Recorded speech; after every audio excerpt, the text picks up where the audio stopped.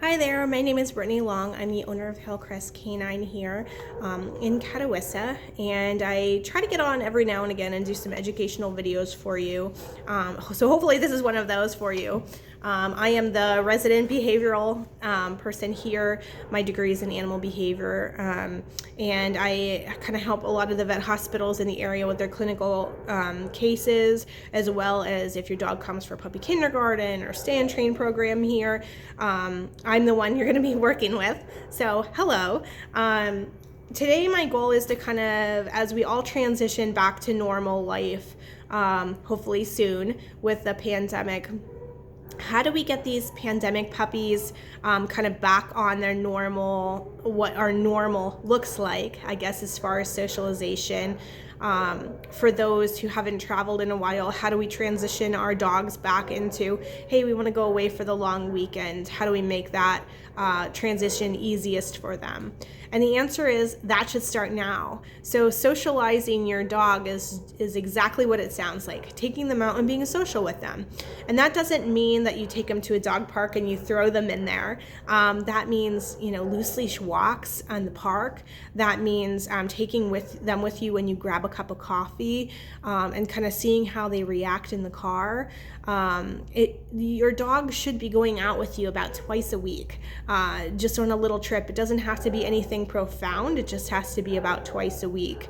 And those little trips add up for them. So they start forming positive behavioral trends as far as, hey, I rode with mom and dad in the car, nothing happened to me, maybe I got a donut, and then I got to go home.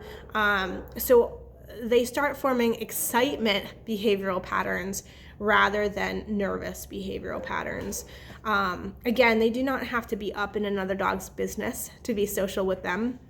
I think that's a huge misconception. So taking them to a dog park and saying, have at it, with a puppy that has not been socialized is not a good idea.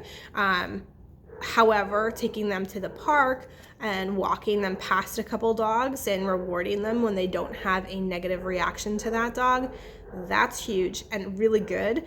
So I would be trying those avenues definitely. As we start transitioning back, say you want to go on vacation for 2 nights or something like that, something that you don't view as a big deal. Well, your dog has now been home with you for gosh, how many months, right? And to them, 2 nights out of those how many months is going to be a big deal. So how do we make that easier for them? We do offer a lot of things here, but your prep should start at home. So you should start taking them 2 times a week, start adding that to your schedule. Past that, exercise. I can't tell you the number of dogs that come in that are not used to being out as much as we have them out.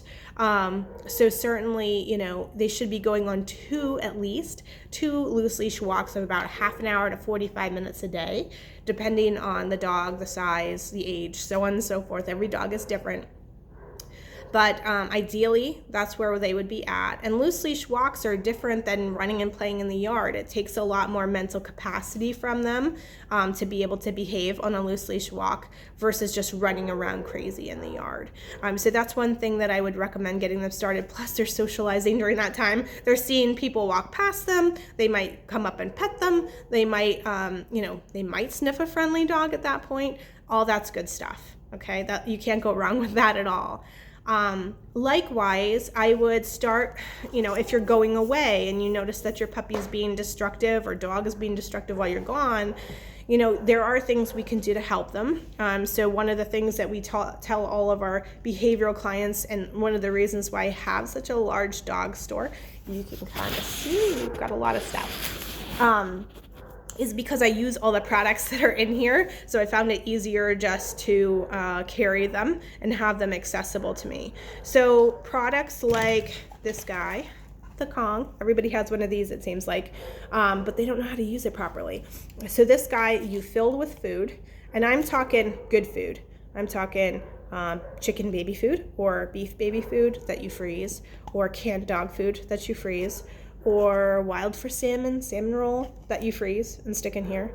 The dog should have access to one of these treat dispensing toys at least for half an hour, I would say half an hour, 40 minutes a day, and then you pick it up. Let me say that again. Then you pick it up, because that creates motivation to want to chew this. If this thing is out all the time, we do not have motivation to chew it, right? Because I can have it whenever I want. As your dog gets good at emptying this out, because this isn't a huge challenge, even though it's frozen, it's a little harder, we move to something like this baby. See that? That's deeper than you think it is. This is the large one. This we also fill with stuff and freeze it, but these things are pretty deep in there, so it's hard for them to get out. Likewise, you can keep moving up in the scale. This guy, similar to a Kong, but these little legs close. Okay, so you could do something like that.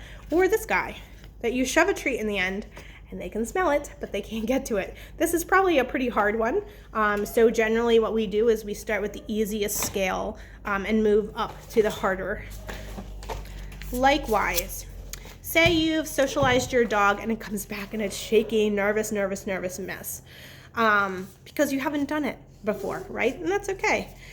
This guy, and you've probably seen him on our Facebook page before, is really cool. This is a licky mat. They come in all shapes, sizes, different ridges. The ridges don't matter their shape, it just matters that they're there. And the reason is that when your dog licks this, you put a spreadable treat on here, and when your dog licks it, it releases dopamine into their system, calming hormones, right?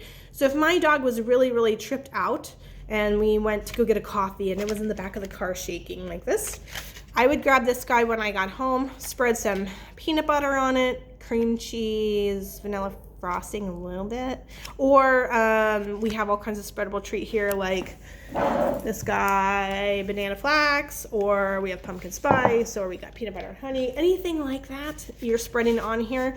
When their tongue hits that, it releases the dopamine, makes them feel calm. Okay, so we're following up a stressful situation with the calming one. So this guy here is a really good one to have around. So say all that stuff, okay, great. We're still having trouble, right? This dog is nervous as nervous can be. There's a couple other things that we can add for you to try. Herb Smith is a company that I started using. See, this company has been really good. I'm a science person. I like results in scientific studies, and this company has been pretty good about providing me with those. So this guy, Calm Shen here, is an everyday calming supplement. So dogs that come in for our stay and train program that are nervous Nellies at home, and even here they're nervous, we're giving them one of these a day. It's just a calming herbal supplement. It has things like chamomile in it, kind of, pretty benign stuff. It'll give you the weight measurement on the back of how many tablets your dog needs per day. Then we also have this guy, July 3rd. It's called July 3rd because it actually came out for people whose dogs are having trouble with fireworks. This is more of a situational, you're having a dinner party and your dog's a nervous wreck. This would be one to give them as more of an immediate fix, not just a overall behavioral fix.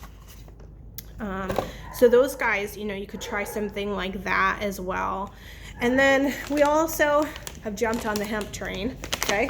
So this is the company that we like working with the most as far as treats, hemp treats. This seems to be the best one. Again, it kind of gives you by weight on the back of calming things. Okay, so we've talked about your homework at home. How about here? So, transitioning them, say you want to bring your dog for the weekend, what do we have to do ahead of that? Well, certainly, adding things like a daily walk for them is something that's really good, for 15 minutes, a half an hour. We provide 3 to 4 times a day of which your dog can go for a walk or a run in the yard. But past that, however, we could try loose leash walking with them. As we talked about, exercise is hugely important. So we can always do that as a la carte for you. We do offer lick mat sessions here that are, I think, $3, something like that, but we change it up by monthly of what's on there. So that's an option. Certainly bringing things from home, like your Kong toy that we can fill with something, or if you want us to give them a new toy, we have that here. past that though, if you ever want to stop in for a day, we can do that. We do that with a lot of our clients, bring them for 1-day visits prior to their stay. Sometimes that helps. And I'm talking more than once. Because again, we're trying to form positive behavioral patterns, not just a once and done. So again, like anything else, we get what we put in. So if it's something that, your dog is really crazy nervous, it's never been away from you, it lives in your lap 24/7, life's going to look a little bit different, not necessarily a bad different, because teaching dogs confidence is another topic of conversation for another day. But certainly, it's something that has to be learned, and sometimes it trips them out. What happens if they get diarrhea when they're here? Stress colitis, right? So if it's something other than a bug or, one time we're on the phone with you, talking with you a little bit about all those sorts of things. So a daily probiotic is something that, this is the one we use, Fortiflora. It either comes in a tablet or a packet form.